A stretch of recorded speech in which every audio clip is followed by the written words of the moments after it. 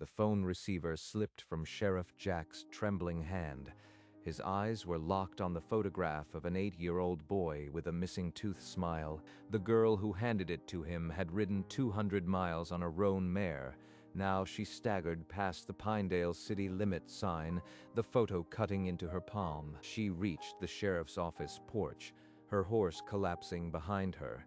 She thrust the photograph toward the weathered man with the tin star. What's this? Sheriff Jack took the frame. His face went slack as he studied the boy's face. He looked up at the sunburned, desperate girl, then back at the photo. Something clicked behind his eyes. Without a word, he turned, seized the phone, and began dialing. The rotary dial clicked under his calloused finger. 3 numbers, then a long-distance code. Who are you calling? What do you know? He spoke in low, urgent tones into the receiver.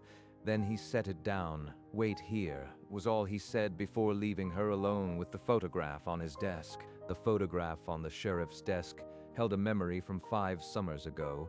At a campsite deep in the woods, 9-year-old Rachel chased her 8-year-old brother Michael through the beam of a flashlight, both laughing. Tag, you are it. She turned to hide behind a tent, but when she looked back, Michael was gone. Where did he go? He was just right there. Michael, come back here this instant. Within minutes, the campsite erupted into a frantic search. Flashlights cut the dark as volunteers fanned out through the pines. The police arrived, then the dogs. By morning, Michael's face was on every channel. Missing. Michael, age 8, last seen wearing a red jacket. Reward offered. But the weeks turned to months. The file went cold, and 9-year-old Rachel knew one thing with crushing certainty. It was her fault. 5 years later, Rachel was 14, and her bedroom walls were plastered with maps, missing children posters, and a single printout of a decades-old article from the Pinedale Gazette. Unidentified boy found wandering near Pinedale. Memory loss, placed with foster family. Same age, same gap between his teeth. It has to be Michael. You are not going to Pinedale, Rachel. It's a fool's errand. I found him, Mom. I know he's there. I can't just sit here. It's too dangerous. You are 14. What if you are wrong? What if something happens? Something already happened. He disappeared on my watch. I have to try. That night, Rachel packed Tortilla's saddlebags in the barn. Feed, a map, the photograph. She can't stop me. I'll leave before she wakes. By the time the first light touched the hayloft, Tortilla stood saddled, and Rachel swung up, a note on the kitchen table. She was going to Pinedale. Rachel didn't look back after the gate. The note on the kitchen table read, "I have to find him. Don't follow." The first days bled into a blur of ditch grass and highway edge. She rationed feed, talked to Tortilla to keep the silence from swallowing her. This is insane, but it's the only thing left. She traded a day's labor for shelter and a sack of oats. The farmer pointed at the manure pile. That night, she curled up in a hayloft, the framed photograph pressed under her jacket. In rough country, Tortilla stumbled. Rachel dismounted and walked, leading the mare over sharp stones. They forded a creek, the water icy against Tortilla's legs. Rachel's boots squelched, but she didn't stop. At a gas stop, a man grabbed her arm. She tore free and he laughed, but his eyes were dead. I am not turning back. She penciled her progress on the folded map, the route already smeared with sweat, then climbed back into the saddle. The rain came without warning, turning the dirt track into a slick of mud. Rachel pulled her jacket tight and kept riding.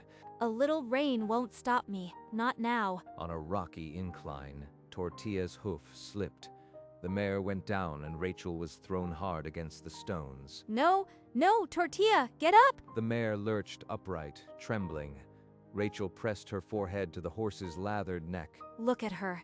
I am killing her out here. That night, by a dying fire, she held the photograph and asked the silence what she was doing. But in the cold dawn, she pulled on her worn boots, checked Tortilla's legs, and whispered, "One more day." They walked up the next ridge, and finally a faded state line sign came into view.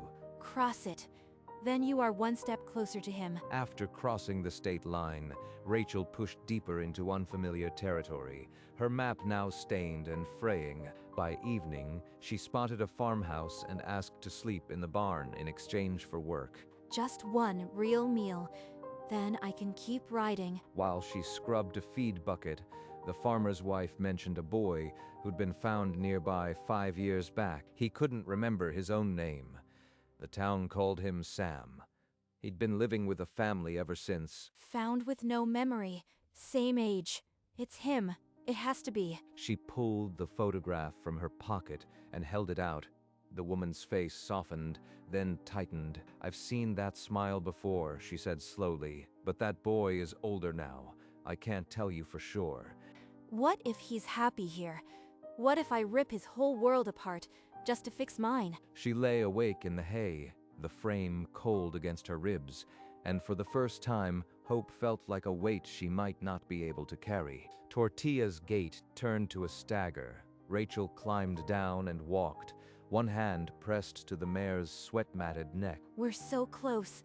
Don't you dare give up on me now, old girl. The Pinedale sign rose out of the scrub like a promise. Rachel's cracked lips moved in a silent prayer, but 10 steps past it.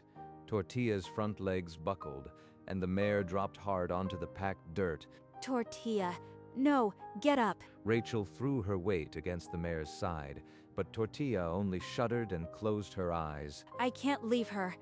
But if I stay, I lose him all over again. A man with a sunburned neck ran over. Rachel begged him to stay with the horse. Then she limped forward alone. The main street stretched long under the midday glare. Her reflection flickered in a shop window, a ghost of a girl. The sheriff's office was 50 yards away. She fixed her eyes on the door and moved one foot, then the other. The glass door swung shut behind her. The sheriff was already lifting the receiver. She sank onto the bench, every muscle screaming. The photograph lay on the desk. Jack's voice was low, urgent. Then he hung up and left the room without a word. Minutes crawled. Outside, the sun blazed.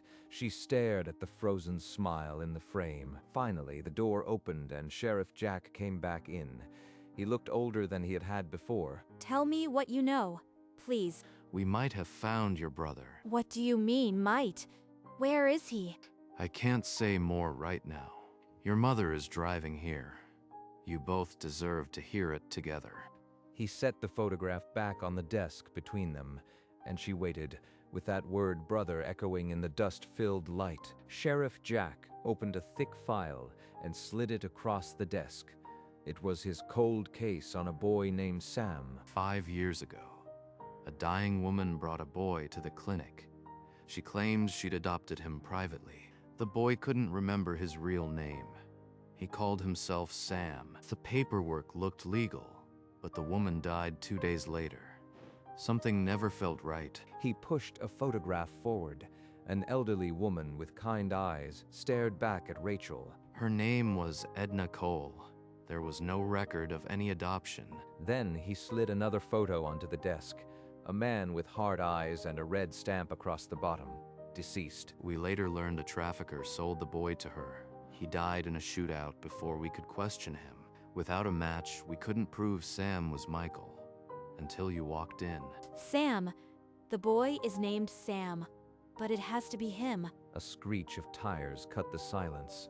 Sarah threw open the office door, her face a mask of terror and desperate hope. Rachel. My God, you are alive. Where have you been? Rachel collapsed into her mother's arms, the photograph crushed between them, as both sobbed without words. I need to explain what happens now. We run a DNA test to compare with your son's records. It'll take 3 days. I've got you a room at the motel down the street. The motel room was small, the walls thin. Rachel sat on the edge of the bed, staring at the photograph. 3 days. After riding 200 miles, I am supposed to just sit here and wait? Honey, you did what no one else could. You brought us here. Now we have to trust the process. She tried to sleep, but every time she closed her eyes, She saw a boy who couldn't remember his name. What if I am wrong? What if I dragged Mom all this way for nothing? At dawn, Rachel slipped out of the motel room while her mother slept. She had to see the boy they called Sam with her own eyes. She found the soccer field at the edge of town. A handful of boys were already scrimmaging in the low morning light. One boy hung back from the pack, his shaggy brown hair falling over his eyes, the same hair, the same gap-toothed smile when he laughed. It's him. It's really him. Her hand clenched around the photograph in her pocket. Every instinct screamed at her to run onto the field. But he doesn't remember me. What if I am just a stranger scaring him? The boy dribbled the ball, unguarded for a moment, and his laugh carried across the grass, a sound straight out of her memory. He's happy here with people who love him. What right do I have to destroy that? She stayed frozen behind the chain-link fence until the coach blew the whistle. Then she walked back to the motel alone. 3 more days until the DNA results. Then I'll know for sure. The knock came at dawn. Sheriff Jack stood at the motel door, his face heavy with something Rachel couldn't read. I heard you went to the soccer field. That was reckless, but I am not here to scold you. I had to see him. I couldn't wait 3 days. I understand. But the lab called an hour ago. The results came back early. Sarah grabbed Rachel's hand. Neither of them spoke on the short walk to the station. In Jack's office, the fax machine was already humming. A single page waiting in the tray. Jack's fingers closed around the sheet. He read it once, then again. His hand began to shake. Why is he shaking? Is it bad? Is it good? Why won't he say something? Jack set the paper down and turned to them. His eyes were wet, and for a long moment he couldn't speak. I think we should all go meet him. Now, there's a lot to explain, but first, he needs to see you. Jack's cruiser pulled up to a low brick building with a sign that read Family Counseling Center. Rachel's heart pounded as she stepped out. Through a large observation window, she saw him. The boy from the soccer field sat at a small table, drawing with crayons. It's really him. He looks just like the photographed, just older. He's so close. A woman in a soft sweater, the therapist, looked up, then gestured for them to enter. My legs won't move. What if he doesn't want to see me? It's okay, Rachel. You don't have to go in alone. We're right here. Sarah took Rachel's hand, her own trembling. Together, they pushed the door open. Michael looked up, his brown eyes curious and a little afraid. He set down the crayon. That's my brother. After all this time. The therapist smiled gently. Michael, these people would like to meet you. Rachel stood frozen on the threshold. Rachel forced her legs to move. She crossed the short distance and knelt beside the small table, her knees shaking against the carpet. She pulled the framed photograph from her jacket pocket, the same one she'd carried for 200 miles, and set it carefully in front of him. That's me. Why do you have a picture of me? Because you are my brother. But what if those words only scare him? Before she could form the words, Michael's hand lifted slowly, tentatively, and touched the end of one dusty braid that fell over her shoulder. I know you. You are the girl with the braids. From before. I think I remember. Rachel's hand flew to her mouth. A sob escaped. He remembered. Not everything, but enough. Enough to matter. Sarah stepped through the doorway and sank to the floor beside them, her own sobs filling the quiet room as she wrapped her arms around both children. The therapist nodded gently and stayed back. The shattered family held each other for the first time in 5 years, and the silence was louder than any word. He's real. He's really here, and he remembers my face. Not just some stranger, but me. After the embrace, Jack led them back to his office. He lifted the lab report from his desk, his hand steady now, and turned it toward them. The DNA confirms Sam is Michael Mitchell, 99.99% probability. Your son is officially found. He pulled the thick, cold case file from the drawer and pressed a black rubber stamp onto the cover, closed. Then he told them the full truth. The trafficker had taken Michael from the campground and sold him to Edna Cole for $1,500. Edna believed it was a legal private adoption.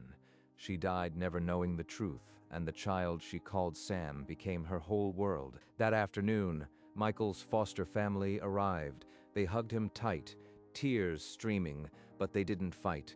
Thank you. Thank you for loving him when we couldn't. They didn't steal him. They saved him, and now they're letting him go. That takes a courage I can't imagine. The therapist warned that full custody would take months, and that Michael would need time to process a life split in half. 5 years of distance won't disappear overnight. But he touched my braid. It's a start. By the time summer ended, Michael was spending weekends at the house he'd left behind as a child. The guest room had become his, and the silence that once haunted the halls was slowly filling with his footsteps. The therapy sessions continued every Wednesday. Sometimes Michael would draw pictures of things he half remembered: a treehouse, a dog, a girl with braids. He's remembering in bits and pieces. I just have to be patient and fill in the gaps. On a quiet afternoon, Rachel pulled out the old photo album. They sat on the porch swing, turning pages of a life he had lost. Is that my old stuffed bear? I think I remember it. That's Mr. Buttons. You dragged him everywhere. He's still in your old closet, waiting. Michael laughed, a real, unguarded laugh that echoed the one Rachel remembered from the campsite. Her heart clenched. Can we go fishing sometime, like in the picture? He's building a future, not just rediscovering a past. That's what healing looks like. There were still bad days, nights when he called for Edna in his sleep, but the good ones were slowly outnumbering them. The braid was still there, and now so was the boy. At 16, Rachel stood before the state committee, the framed photograph of 8-year-old Michael resting on the witness table. Her braids were clean now, but the grit of 200 miles still hardened her voice. My brother was stolen through a private adoption that looked legal on paper. It took a 5-year cold case and 200 miles on horseback to bring him home. The woman who bought him believed it was a legal adoption. That's the gap. No one cross-checked the paperwork with missing persons databases. She held the photo higher, and the legislators leaned forward, faces shifting. One of them, a silver-haired man, took off his glasses. I am not asking for sympathy. I'm asking for a law that stops anyone else from having to ride 200 miles just to prove their brother is alive. The hearing made headlines. Girls' 200-mile ride sparks adoption law reform, spread across the state press. That afternoon, Rachel visited the pasture. Tortilla stood in the tall grass, her muzzle now gray, but her eyes as steady as the day they left. We did it, old girl, and now they're writing laws because of what you carried. Within months, the bill passed committee. It would still need votes, but for the first time, Rachel wasn't just a girl with a photograph. She was a voice, and Michael, now more at home than not, watched the news coverage from the couch. His sister was fighting for kids. He still half remembered being. All 3 states passed adoption verification reforms. Every private adoption now required a cross-check with missing children databases. They called it Michael's Law. A year later, Rachel stood at the National Missing Children's Conference. She was 17. When I was 14, I stole my family's horse and rode 200 miles. I had a photograph and a map. I didn't know if I'd find my brother or a body. She paused, then gestured off stage. Michael walked out, and the room held its breath, and he stood next to her, not quite smiling, but not running away. This is Michael. He doesn't remember everything, but he remembers my braids. The crowd rose in a standing ovation. Some were weeping. This award is for the people who never stop looking. Backstage, Michael and Rachel sat together, their matching horse tattoos visible on their wrists. The road that had nearly broken them had now changed laws across 3 states, and the photograph was still there. 2 years had passed since the reunion. The farm looked different now. Fresh paint on the barn, mended fences, but the same wind swept the pasture where Tortilla had once collapsed. Rachel, now 18, swung onto a bay gelding, Michael, 15, mounted his pony beside her, both grinning. They kicked into a gallop, the same fields she had once crossed alone with a photograph and a prayer. Now she was racing her brother through the tall grass. You are slow, Rachel. Tortilla used to be faster than you. He's teasing me. That's how I know he's really home. Tortilla stood at the paddock fence, her gray muzzle resting on the top rail, watching them with dark, steady eyes. After the ride, they walked into the barn. Rachel led Michael to the stall where Tortilla had once collapsed, now clean and lined with fresh straw. This is where she got up. She wouldn't give up because she knew we weren't finished yet. Tortilla ambled over and nudged Michael's shoulder, her whiskers tickling his neck until he laughed and wrapped his arms around her. As the sun dipped low, brother and sister sat on the barn steps, their matching horse tattoos catching the final light, a symbol of a road that had nearly broken them but had brought them home. From the porch, Sarah watched Rachel and Michael race across the field. A sound she hadn't heard in years drifted from her lips, a quiet, grateful laugh. Inside, on the mantel, the old framed photograph of 8-year-old Michael sat beside a new one, a smiling family of 4 at the county fair. One autumn morning, Tortilla lay down in her favorite spot under the old oak and didn't rise again. She was 30. Rachel found her with the sun warming her flank, and she didn't scream or cry out. She just knelt and stroked the familiar neck. You brought him home. Now you can rest. They buried Tortilla in that same pasture, and Rachel planted an oak sapling over the grave. Months later, the tree had taken root.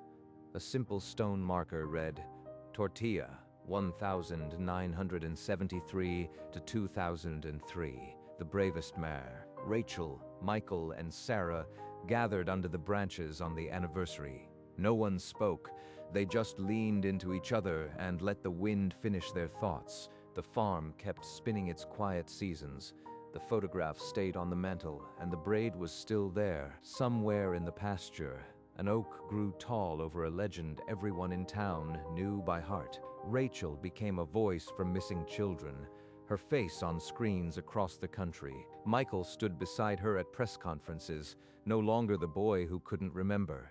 He remembered everything now. Headline: Michael's law closes adoption loophole. Hundreds of cases reopened. The 3-state route lit up on maps as a symbol of hope. 47 families had their answers. At Sheriff Jack's retirement, the photograph he once dropped now hung beside his badge. It was the same frame Rachel had carried through rain and dust. In the corner of the plaque, a small horse was etched, a tribute to the mare who carried them both. This case taught me one thing: never underestimate a girl with a photograph. Rachel and Michael exchanged a glance. The past was still there, but it no longer owned them, because sometimes the bravest thing you can do is ride 200 miles just to prove that love is still alive. Years later, when the oak tree had grown as tall as the barn, the family still gathered beneath its branches every autumn. Rachel would kneel beside the stone marker that read Tortilla, the bravest mare, and whisper words only the wind could hear. Never stop looking. Michael, now a man, would place a hand on her shoulder and remember the girl with the braids who had ridden into his life. Sarah watched from the porch, her smile no longer haunted by the past. The camera pulled back, showing the farm against the setting sun, a patchwork of fields and fences, and one tall oak. Inside the house, the mantel still held the old photograph of 8-year-old Michael, but now it was surrounded by a dozen more. The light softened, and the image began to dissolve into pure white. Over the white, the credits appeared in silence, each name a thread of the journey, and the last image was Tortilla, grazing in a sunlit field forever. And somewhere in the pasture, an oak grew tall over a legend everyone in town knew by heart.